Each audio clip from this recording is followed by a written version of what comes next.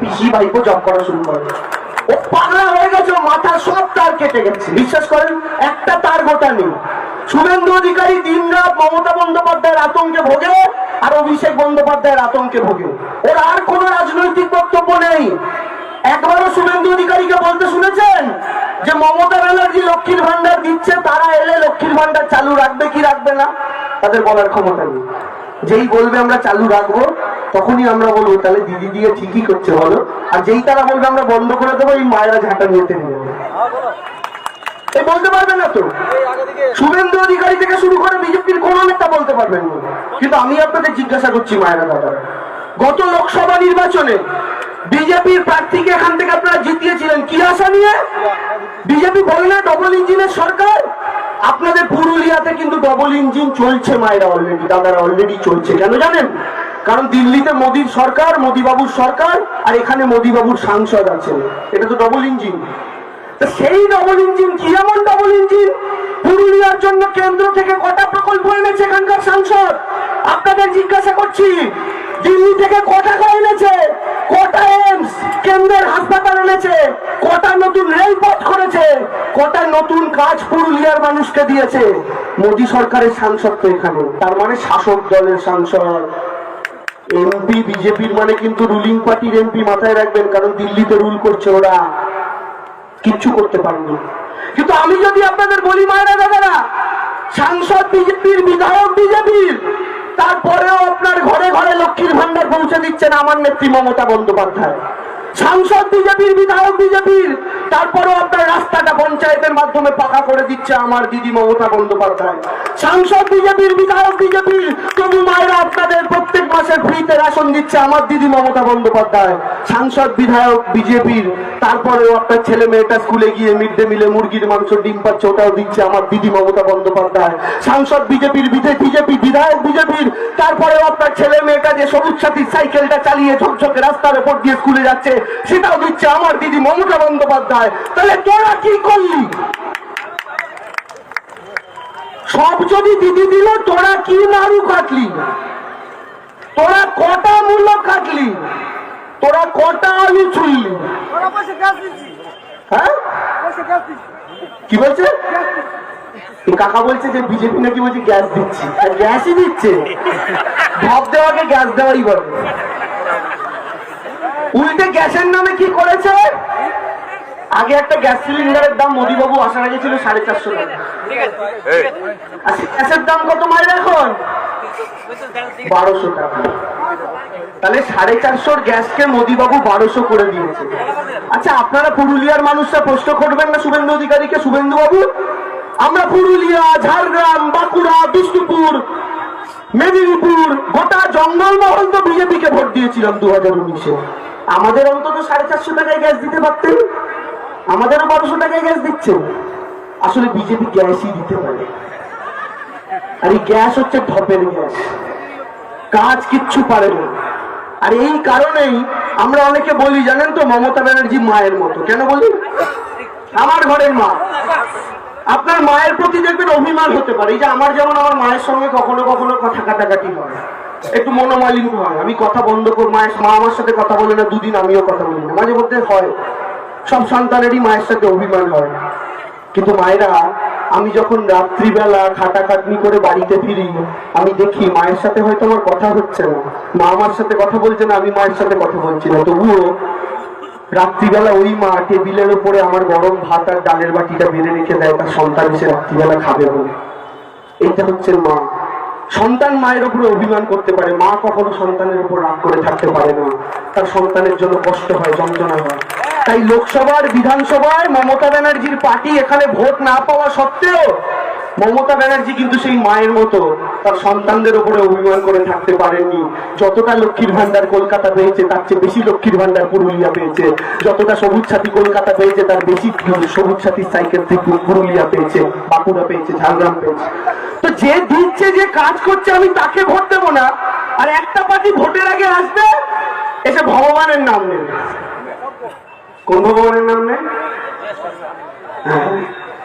আমরাও নি তৃণমূল, আমাদের কোনো অসুবিধা নেই। যারা তফাৎ আছে দাদারা মায়েরা, কি জানেন? এই যখন আমরা তৃণমূল কংগ্রেসের লোকেরা যখন নিয়ে আমরা জুতো খুলি, খালি পায়ে দাঁড়াই, তারপরে হাত জোর করে বলি জয় সীতারাম।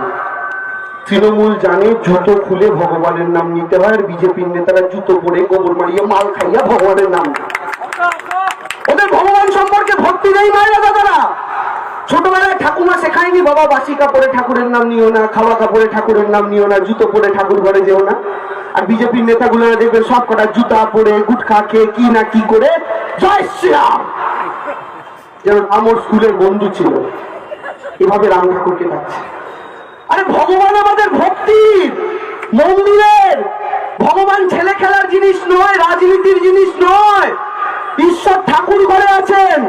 আর আপনারা বলুন তো মায়েরা দাদারা, ভগবান কি খুশি হন তাকে ঠাকুর ঘর থেকে টেনে রাস্তায় নামিয়ে দিলে? এরা রাজনীতিতে নামিয়ে এনেছেন রামচন্দ্রকে। কিন্তু আমি আপনাদের বলি, রামচন্দ্র কিন্তু তার আসল ভক্তের সঙ্গে আছে, আর তার আসল ভক্তের নাম মমতা বন্দ্যোপাধ্যায়। তার প্রমাণ কি জানেন? এই রামচন্দ্র যদি বিজেপির সঙ্গে থাকতো তাহলে 2021-এর নির্বাচনে মমতা বন্দ্যোপাধ্যায় 215 আসন নিয়ে জিততে পারতো না মায়েরা দাদারা, জিততে পারতো না। রামচন্দ্র আছেন মমতা বন্দ্যোপাধ্যায়ের সঙ্গে। কেন আছেন? কারণ রামকে আমরা কি বলতাম? রঘুপতি রাঘব রাজা রাম পতিত পাবক। রামচন্দ্রকে বলা হয় পুরুষোত্তম শ্রীরামচন্দ্র। তিনি যে রাজা ছিলেন, যে রাজ্যের যে সাম্রাজ্যের রাজা ছিলেন, তিনি একজন আদর্শবান রাজা বলা হয়। তিনি তার সাম্রাজ্যের কোন সাধারণ মানুষকে কষ্টে থাকতে দিতেন না। কেন রামচন্দ্র মমতা ব্যানার্জিকে আশীর্বাদ করে তৃতীয়বার মুখ্যমন্ত্রী বানিয়েছে জানেন? কারণ রামচন্দ্র ওপর থেকে দেখছেন বাংলার মাটিতেও একটা মেয়ে মুখ্যমন্ত্রী হয়েছে, যেও তার রাজ্যের মানুষকে কষ্টে থাকতে দিতে চায় না, কষ্টে থাকতে দিতে পারে না। আর তার উল্টো দিকে বিজেপি জিনিসপত্রের দাম বাড়িয়ে মানুষকে অতিষ্ঠ করে তোলে। আজকে গ্যাসের কথাই কাকা বলছিল, এই যে গ্যাসের দাম নরেন্দ্র মোদী বাড়িয়ে দিয়েছে। শুধু গ্যাসের দাম বাড়ায়নি মায়েরা, প্রথমে আমরা ছোটবেলায় দেখতাম মা কষ্ট করে উনানে রান্না করছে, গুল দিত, ঘুটে দিত, আর হাওয়া করছে। সেই মা হাওয়া করতে করতে মা ঘেমে যাচ্ছে, ধোঁয়া উঠলো, তারপরে বাড়িতে ভাত চললো। সেই উনানের দিন পেরিয়ে আস্তে আস্তে দেখলাম জনতা স্টোভ এলো। স্টোভ গুলো কি দেশলাই জ্বালিয়ে ভেতরে ফেলে দিত, অনেকগুলো চলতে থাকতো, আগুন জ্বলতো। সেখান থেকে আস্তে আস্তে গ্যাস সিলিন্ডার এলো, বহু বছর মানুষ গ্যাস ব্যবহার করলো। তারপরে এলেন নরেন্দ্র মোদীর সরকার, এমন এসে দাম বাড়িয়ে দিলেন, মানুষ এখন ভাবছে গ্যাস সিলিন্ডার ছেড়ে দিয়ে আবার স্টোভে ফিরে যাবে। কিন্তু এই যে গ্যাস ফেলে দিয়ে লোকে স্টোভে ফিরবে, স্টোভ জ্বালাতে কি লাগে মায়েরা? কেরোসিন তেল। এই কেরোসিন তেল নরেন্দ্র মোদী আসার আগে 1 লিটারের দাম ছিল 20 টাকা, আর আজকে 1 লিটারের দাম 120 টাকা। রামচন্দ্র ছেড়ে দেবে কে? ছেড়ে দেবে? 120 টাকার কেরোসিন তেল যেটার দাম ছিল 20 টাকা, মানে লিটারে 100 টাকা বাড়িয়েছে। নরেন্দ্র মোদী কি জানেন না আমার গরিব মধ্যবিত্ত মায়েদের দাদাদের কিনতে কতটা কষ্ট হয়? শুভেন্দু বাবু এই নিয়ে একটা কথা বলেছেন, বলেন ও কি বলেছে? পিছিয়ে ভাইতো, পিছিয়ে ভাইতো। বললাম না, তার কেটে গেছে। এবার আপনি ভাববেন যে তাহলে গ্যাসেও রান্না করা যাবে না, আর কেরোসিন তেলের দাম বাড়িয়ে দিয়েছে, স্টোভেও ফেরা যাবে না। তাহলে আবার কি গতি?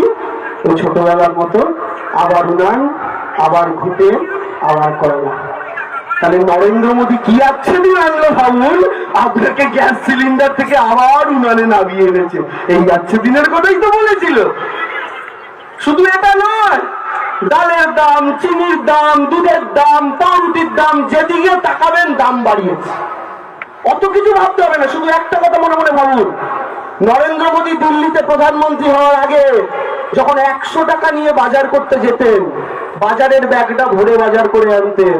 আর আজকে যখন ওই 100 টাকা নিয়ে বাজার করতে যান, 2টা ধনে পাতার ডাকি নিয়ে বাড়ি আসে। এমন পরিস্থিতি তৈরি করে দিয়েছে। আচ্ছা, এটা কেন করেছে? কারণ নরেন্দ্র মোদীর সরকার, বিজেপির সরকার হলো কোটিপতি সুট বুট পরা বাবুদের সরকার। আপনি নরেন্দ্র মোদীকে দেখবেন কি পরে? সুট। এই সুটটা এমনি এমনি সুট না। একটা সুটের দাম, মোদীজির একটা সুটের দাম হচ্ছে 10 লাখ টাকা। একটা সুট মায়েরা দাদারা, অনেকে বিশ্বাস করতে পারছেন না শুনে। অনেকে ভাবছেন এই 10 লাখ টাকা দিলে তো আমি আগে বাড়িতে 2টা ছাদ দিতাম। এই 10 লাখ টাকা একটা স্যুট পরে মোদীজি, স্যুট। আচ্ছা, এবার আপনি বলুন তো, যে লোকটা এক সময় বলেছিল मैं चाय वाला हूं, मुझको ভোট दीजिए, আমি চা বিক্রি করতাম, আমায় ভোট দিন, সবাই পদ্ম ফুলের বোতাম টিপেছিল এটা ভেবে যে একজন চা বিক্রেতা যদি দেশের প্রধানমন্ত্রী হয় তাহলে সে যেহেতু গরিব বাড়ি থেকে উঠে এসছে সে গরিবের কষ্টটা বুঝবে। এটাই তো লোকের ধারণা। তাই নরেন্দ্র মোদী যখন নিজেকে চাওয়ালা বললেন লোকজন ভোট দিল নাচতে নাচতে গিয়ে পদ্মগুলো। কিন্তু সেই লোকটা প্রধানমন্ত্রী হয়ে আজকে 10 লক্ষ টাকা দিয়ে একটা শুট করছেন, তাহলে আমি আপনাকে জিজ্ঞাসা করতে চাই সে কি আর গরিবের কষ্টটা বুঝবে? আর বুঝবে না কিন্তু, কারণ সেও আদানি আম্বানিদের দলে ভিড়িয়ে দিয়েছে নিজেদের, সেও বড় লোকদের দলে ভিড়িয়ে দিয়েছে। আজকে আপনাদেরকে বলেছিল জনধন যোজনা, ব্যাংক অ্যাকাউন্ট খুলুন জিরো ব্যালেন্সে, মনে আছে? মনে আছে? সবাই অ্যাকাউন্ট খুলেছিলেন জিরো ব্যালেন্সে ব্যাংকে গিয়ে। তারপরে হঠাৎ করে কদিন আগে কি বললো মিনিমাম ব্যালেন্স না রাখলে ফাইন কাটা হবে। মানে কি? অ্যাকাউন্টে যদি তুমি 2000 টাকা বা 5000 টাকা না রাখো তাহলে 100 টাকা ফাইন কাটবে, 200 টাকা ফাইন কাটবে। এই করে করে আপনারা আপনাদের পাসবুক আপডেট করুন মায়েরা দাদারা ব্যাংকে গিয়ে, দেখবেন ব্যাংক কালকে আপনার অ্যাকাউন্টের থেকে 80 টাকা কেটেছে তো পরশুদিন 90 টাকা কেটেছে। 100 টাকা কাটে, কখনো 200 টাকা কাটে। আপনি জিজ্ঞাসা করবেন টাকাটা কাটছো কেন? ব্যাংক বলে আমি কইতে পারবো না। কি জন্য কাটে? এই মোদিজি কাটে।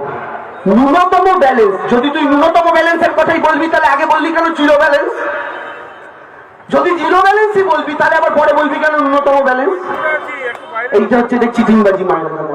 এই ব্যাংক অ্যাকাউন্টের কথা বাদ দিন, সব দিক থেকে আপনাদেরকে কিভাবে এই কেন্দ্রের সরকার লুটছে তার হিসাব দেওয়া শুরু করলে মাথা খারাপ হয়ে যাওয়ার জোগাড় হয়ে যাবে। শুধু ব্যাংকের নামে নয়, ব্যাংক থেকে শুরু করে মোবাইলের রিচার্জ থেকে শুরু করে টিভি থেকে শুরু করে পেট্রোল ডিজেল কেরোসিন তেল রান্নার গ্যাস সবেতে লুটছে আপনাদের এই বিজেপি, যাদেরকে ভোট দিয়ে আপনারা 2019-এ সাংসদ পাঠিয়েছিলেন পুরুলিয়া থেকে। কেন না বিজেপি এসে বলেছিল জয় শ্রীরাম। আচ্ছা জয় শ্রীরাম বললে যদি ভোট পাওয়া যায় তাহলে আমরা মমতা ব্যানার্জিকে দলের নেতা কর্মীরা একটা কাজ করি, আমরা কর্মীরা গিয়ে দিদিকে বলি দিদি তুমি একটা কাজ করো, বেকার কেন লক্ষ্মীর ভান্ডার দেবে, বেকার কেন ফ্রি রেশন দেবে, বেকার কেন রাস্তা পিচের করবে, এত কষ্ট করে লাভ কি? শুভেন্দু অধিকারীরা যদি জয় শ্রীরাম বলে বলে ভোট পেয়ে যায় তুমিও কাল থেকে জয় শ্রীরাম বলো।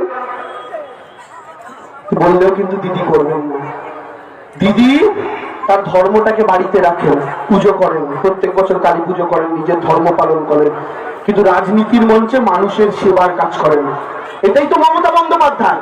আর এই করেছেন বলেই আজকে এই গোটা জঙ্গলমহল জুড়ে, আপনারা বলুন তো মায়েরা দাদারা, চোখ বন্ধ করে বিবেচনা করুন তো আজ থেকে 12 বছর আগে জঙ্গলমহলের ছবি কি ছিল আর আজকের জঙ্গলমহল পুরুলিয়া বাঁকুড়ার ছবি কি?